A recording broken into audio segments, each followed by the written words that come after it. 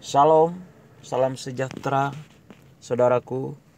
Hari ini ada perintah dari Tuhan dan janji Tuhan untuk kita. Kejadian 48 ayat 1 sampai 22. Yakub memberkati Manasye dan Efraim. Sesudah itu ada orang mengatakan kepada Yusuf, "Ayahmu sakit." Lalu dibawanyalah kedua anaknya Manasye dan Efraim. Ketika diberitahukan kepada Yakub, "Telah datang anakmu Yusuf kepadamu," maka Israel mengumpulkan segenap kekuatannya dan duduklah ia di tempat tidurnya. Berkatalah Yakub kepada Yusuf, "Allah yang maha kuasa telah menampakkan diri kepadaku di Luz di tanah Kanaan dan memberkati aku, serta berfirman kepadaku, akulah yang membuat engkau beranak cucu, dan aku akan membuat engkau bertambah banyak dan menjadi sekumpulan bangsa-bangsa. Aku akan memberikan negeri ini kepada keturunanmu untuk menjadi miliknya sampai selama-lamanya. Maka sekarang kedua anakmu yang lahir bagimu di tanah Mesir, sebelum aku datang kepadamu ke Mesir, akulah yang empunya mereka. Akulah yang akan empunya Efraim dan Manasye, sama seperti Ruben dan Simeon. Dan keturunanmu yang kau peroleh sesudah mereka, engkaulah yang empunya. Tetapi dalam pembagian warisan nama mereka akan disebutkan berdasarkan nama kedua saudaranya itu.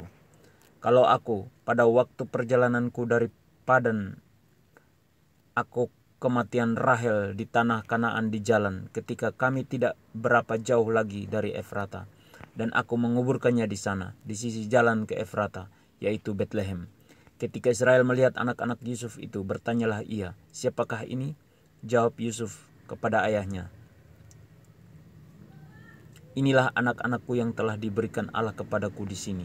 Maka kata Yakub, "Dekatkanlah mereka kepadaku, supaya ku berkati mereka." Adapun mata Israel telah kabur karena tuanya, jadi ia tidak dapat lagi melihat. Kemudian Yusuf mendekatkan mereka kepada ayahnya, dan mereka dicium serta didekap oleh ayahnya. Lalu berkatalah Israel kepada Yusuf, "Tidak kusangka-sangka bahwa aku akan melihat mukamu lagi, tetapi sekarang Allah bahkan memberi aku melihat keturunanmu."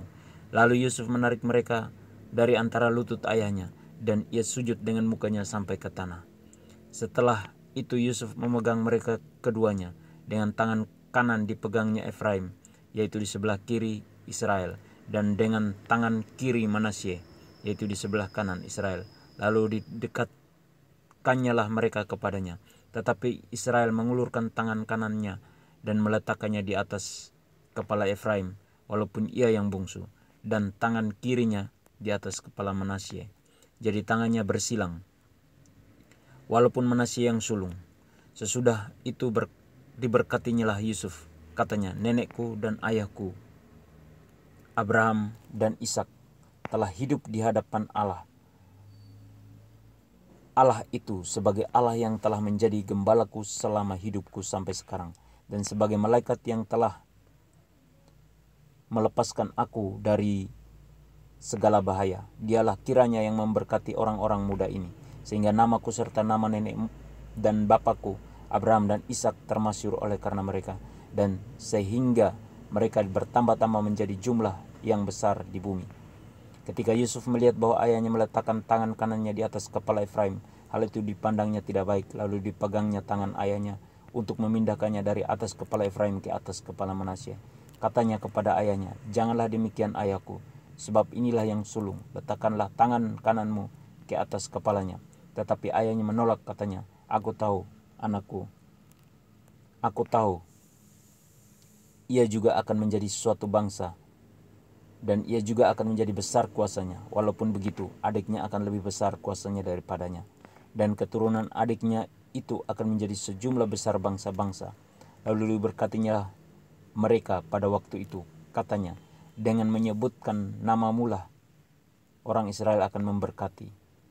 Demikian Allah kiranya membuat engkau seperti Efraim dan seperti Manasye." Demikianlah didahulukannya Efraim daripada Manasye.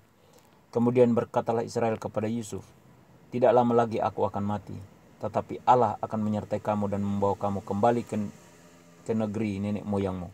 Dan sekarang aku memberikan kepadamu sebagai kelebihanmu daripada saudara-saudaramu suatu punggung gunung yang kurebut dengan pedang dan panahku dari tangan orang Amori. Perintah Tuhan untuk kita hari ini supaya hidup di hadapan Allah dengan sungguh-sungguh dan selalu mengandalkan Tuhan sebagai gembala kita. Janji Tuhan untuk kita yaitu kita akan dilepaskan dari segala mara bahaya dan hidup kita akan diberkati. Amin. Tuhan Yesus memberkati kita semua.